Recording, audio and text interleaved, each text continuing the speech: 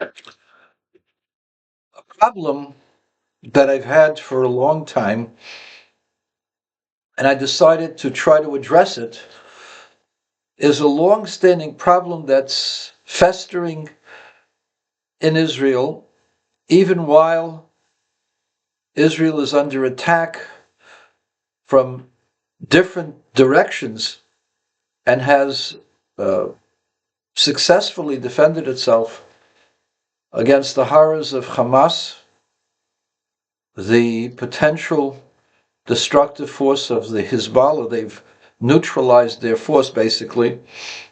Where there was supposedly 150,000 rockets, they've destroyed 80% of their rockets, probably about 90% of their missiles. They've destroyed the missile making factory in Iran. They've destroyed missile making places, places where they put together missiles in Syria and in other places. And Israel has done this remarkably without the help of the Western world. In fact, the Western world has hindered and tried to stop it.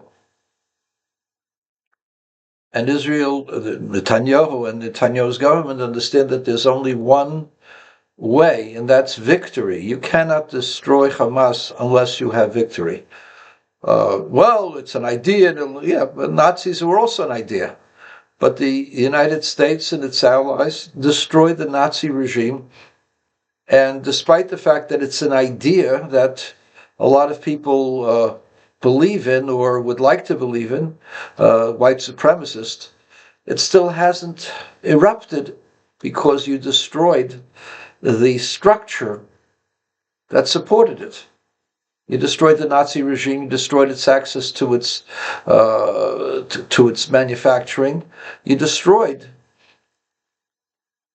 the recruiting grounds. You destroyed the fear that it had hold over other people, and you created a cadre of new people who don't believe in that. The question is, will there be new Hamas people, new Hamas ideologues coming out of the Gaza Strip?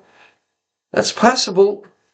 And in those circumstances, if that happens, you probably are looking at a transfer of populations, as harsh as that seems. There is no way you can live in peace with people who want to kill you. So either the people in Hamas in Gaza will learn that you cannot destroy, or you will not be able to destroy Israel, at least not for the next 100, 200 years, and it's best to live in peace. In fact, there's a politician from Lebanon that's done that. But while all this is happening, a problem is festering, besides judicial reform, which is an absolute necessity. I've told this to people, Israelis, that it is the most tyrannical group of people in democratic governments in the world.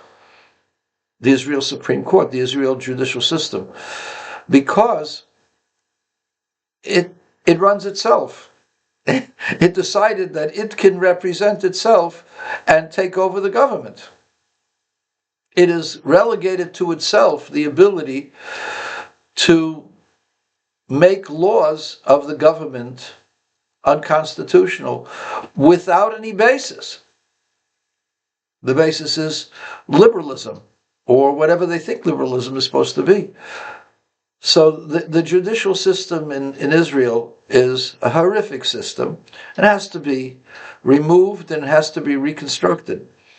The way in which to do it is to have governments, whichever government is in power, just like they have the United States Supreme Court, whichever government is in power, to replace the outgoing justices when either they retire or they die, which is a normal way. Oh, some Democrats don't like it because Trump put in 3 conservatives, but if there would be a Democratic president, they would put in their own liberal people. So it balances itself in the course of time.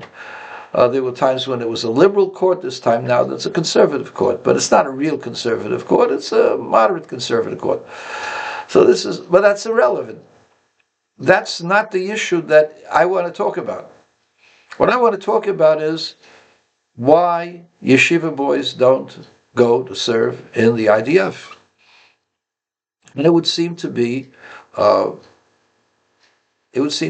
not just not democratic, it's just not menschlich. It's just not appropriate. It appears to be inappropriate behavior. A person says to you, "I'm learning Torah. You kill yourself, and I should stay alive, and I should have my family well over here." If that's the attitude, then they got to be thrown out with everything else. A yeshiva boy says, "You serve and you die because I'm more important than you." Anybody who says that is horrifically distorting the ways of God. And anybody who says that, there are people who say that, but they, in my opinion, bring Chilul Hashem, the desecration of God's name, to God. But the question is, what is the basis? What should be the basis, or what is the basis for this pervading attitude among the yeshivas? And I was a member of those yeshivas, and I didn't serve.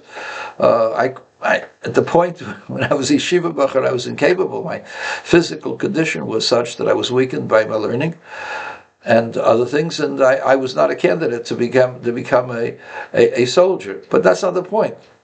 The point is there are a lot of people who are healthy, strong, fit, capable of fighting, and they learn in yeshivas. And why don't they fight?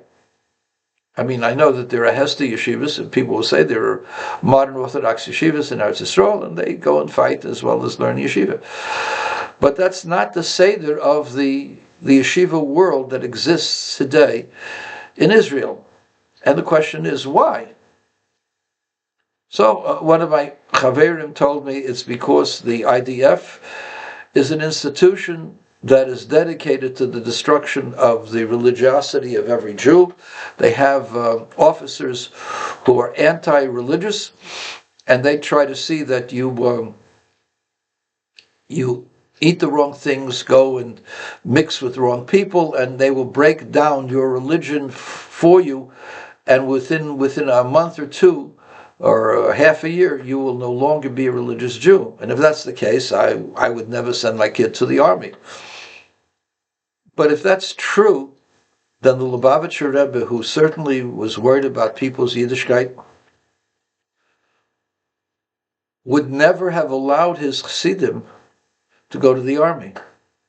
And you see that the Rebbe allowed Chassidim to go to the army, and in fact held it up to scrutiny, that he told people who criticized him, he says, your Chassidim don't serve. He says, many of my Chassidim have attained high rank in the army, not just in the rabbinate. I have cousins who went to the rabbinate, but in the actual army themselves. I remember during my sojourn in Kfar Chabad between 64 and 68, there were several of the guys that had been in the army, that had risen to ranks of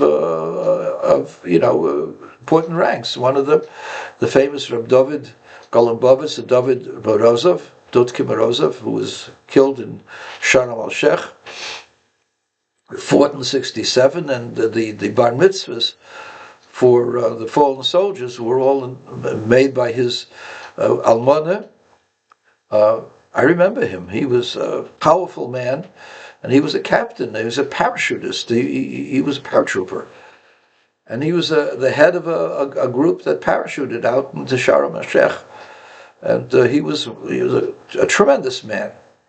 And so there were many laws. So the Rebbe would not have allowed Chassidim to become part of the army if the army is dedicated to the destruction of your Yiddishkeit, and that's what would happen. In fact, there was a Chassid who told the Rebbe that he was upset with what was going on, and in the middle of he had signed up for the army. In the middle of signing up for the army, he got into a fight with the commanding officer, and he and the commanding officer both decided it was best for him to leave. And the Rebbe sent him a letter, sorry, I don't care what your commanding officer says. You committed yourself to protecting Klal Yisrael, and protecting of Klal Yisrael's pikuach nefesh. It's danger to life living in Israel because the Arabs around you want to kill you, and therefore you must go back and fulfill your entire term that you've committed yourself to in the beginning. So the Rebbe didn't take this lightly. And say, well, the Rebbe is only one. So, I'm sorry, I'm a Lubavitcher Chosid. And I saw many of the Gdei Hader, and I heard them, I talked with some of them. There was nobody like the Rebbe. I'm sorry. Nobody in our last generation remotely like the Rebbe. The Rebbe's Yirah Shamayim was greater than theirs, and the Rebbe's understanding of Torah was greater than theirs. I can say it, I'm a Lubavitcher Chosid, but I saw others, heard others, and there's nobody like him. And the Rebbe said that to a Chosid, go back and fill your term. If it's so anti-Torah, how could he tell the Chosid to do that? Well, he knew this. No. Don't go ahead and parse terms. The Rebbe understood these things. There must be another reason why the Lubavitcher Rebbe was against yeshiva boys going into the army. So let's trace it in the Torah. We find situations in the Torah where there were people who didn't go fight, and they focused on certain elements that were spiritual. The first thing that came to mind to me, in my experience, in my reading, I read a lot of different things. I read part of the book of Josephus in the wars, and he describes, either he was there or he describes from Roman soldiers, how the Kohanim, the priests, who were in the temple area while it was being overrun by Romans, totally disregarded the Romans. It was as if the Romans weren't there, and they only focused on the Aveda, the service in the temple, while they're being slaughtered. Their whole focus, didn't focus at all on the Romans and care about them. It was as if they weren't there. They were totally fixated on the service in the temple, making sure that there would be service in the temple to the very last moment. And a few hours later, it was emptied of Kohanim and they burnt the whole place down. But the Kohanim were there even while there was a war. There was a war, people should be fighting. The answer is no. There had to be an institution. The institution of the Beis Hamikdash was for there to be the divine service. And this divine service continued despite the fact that there was a war going on. Yirmiyah Hanavi and all the prophets existed during the times of war.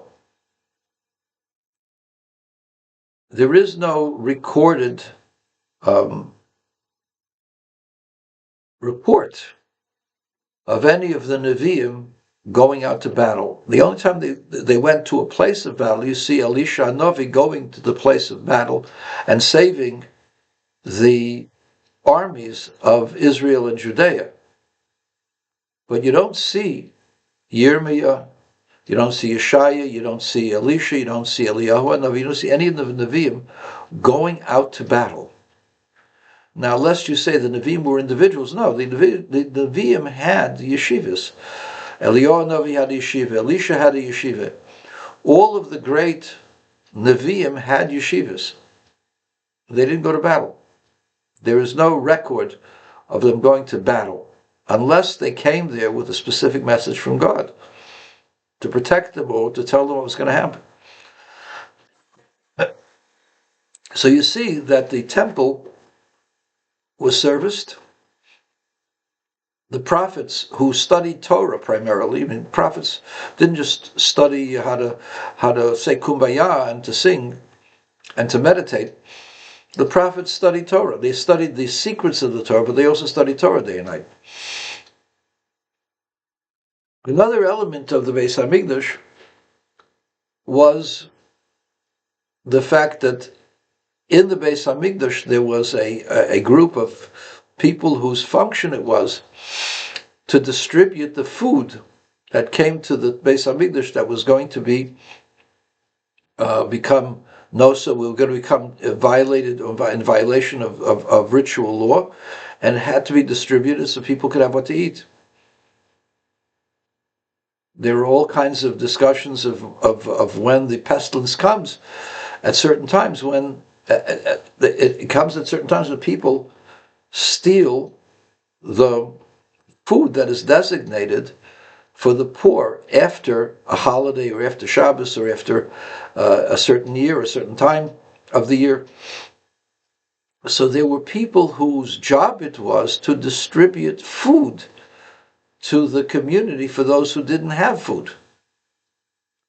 So this tells you a certain pattern. This is existing even while there's a war going on. There's an army attacking. And this is the secret of what Shimon HaTzadik says at the beginning of Pirkei Avos. He says, Al shloisha dvarim ha'olam ha'imid al ha'teira v'al ha'aved v'al gemilas hasadim, on the study of Torah.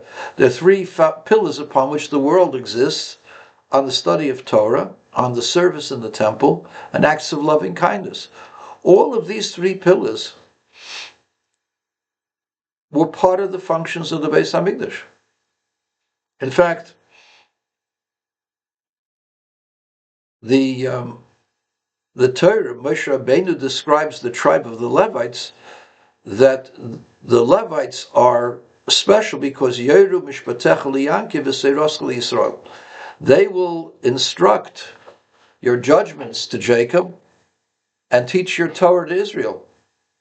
So the function of the Levites, besides singing and besides carrying, besides keeping the doors open and the various functions that existed in the temple, part of it was that they were the teachers of Klal Yisrael. In order to teach, you have to learn Torah. So the yeshivas had their parallel in the time of the temple with the tribe of the Levites. The Levites were the instructors. The Levites were the rabbis who issued verdicts. There was also Sanhedrin. The Sanhedrin didn't stop, but the Levites were a significant number of the teachers and a number of the judges. The judges in the Sanhedrin were Kohanim, Levim, and Yisraelim. And this was the reason for that is because there was, besides Kohanim, besides Levim, they had to be Maimodas, they had to be people coming from Klal Yisrael, from the regular group of people who had to stand there at the time of the giving, the time of the offering of the sacrifices. They're called Anshe Maimed. Those institutions of Kohanim, Levim, and Yisrael did not stop when there was war. That's a historical fact. In fact, Moshe Rabbeinu, when there's a war with Amalek, what does he tell? He tells Yeshua, go choose men for us, and go fight with Amalek, and tomorrow I will go with Aaron and Hur on the top of the hill, and I will pray to God. Moshe Rabbeinu was a powerful man, a powerful warrior. Yet he found it necessary to go and pray for the success of Klal Yisrael.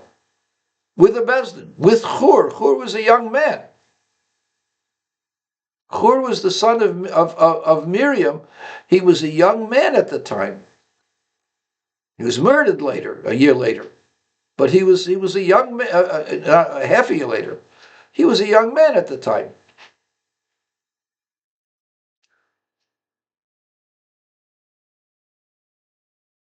And he was part of the Bezdin that Moshe Rabbeinu took out to pray for the sake of the success of the soldiers. So even while there was fighting, there was an element of spiritual people who were left to engage in spiritual pursuits. And this was the function of the tribe of the Levites. And don't say it was only the Levites. Rambam says, whoever decides that he wants to give himself over, devote himself to God, he comes under God's protection. God will give him what he needs so that he can fulfill his devotion to God for his life. So any person who wishes to study Torah and devote himself to the study of Torah and the dissemination of Torah, God will provide for him just like a Levite. So the people of Israel who are devoted that way are part of the Levitic institution. And that, I believe, gentlemen and ladies, is the basis for the p'tur, that yeshiva boys shouldn't go out to fight, not because their blood is redder, not because I do more. No, there has to be at the time, even at the time of fighting, when there's danger, there has to be spiritual institutions of Torah and prayer and loving kindness, and those should not be affected. And the Torah does not give a limit to how many Levites are there. The function of the Levites is to teach Torah and to learn Torah. So those who are going to be teachers have to learn Torah. They're not going to be able to teach Torah unless they're able to learn and study constantly. So the purpose is not that his blood is redder, but because in order for there has to be institutions that exist, just as there's industries that are necessary, food that's necessary, medical care that's necessary. At the time of war, you don't close down the hospitals. The doctors don't leave. Some doctors have to go to the front, but the majority of the doctors stay behind. Just as the hospitals are needed, just as industry is needed, food distribution is needed, you need yeshiva boys, you need yeshivas. Because it's an essential element of Klal Yisrael that they have a connection with God even while they're fighting. The purpose of the yeshiva boy is to serve as that connection for Klal Yisrael, not because they're more important, but there has to be a connective with God. We're not separated from God even when we fight. It is if there is attack inside the cities, then everybody's got to go out and fight. But as long as it's not, there has to be these institutions, just as it was in the time of the temple. And that's the reason for the p'tur.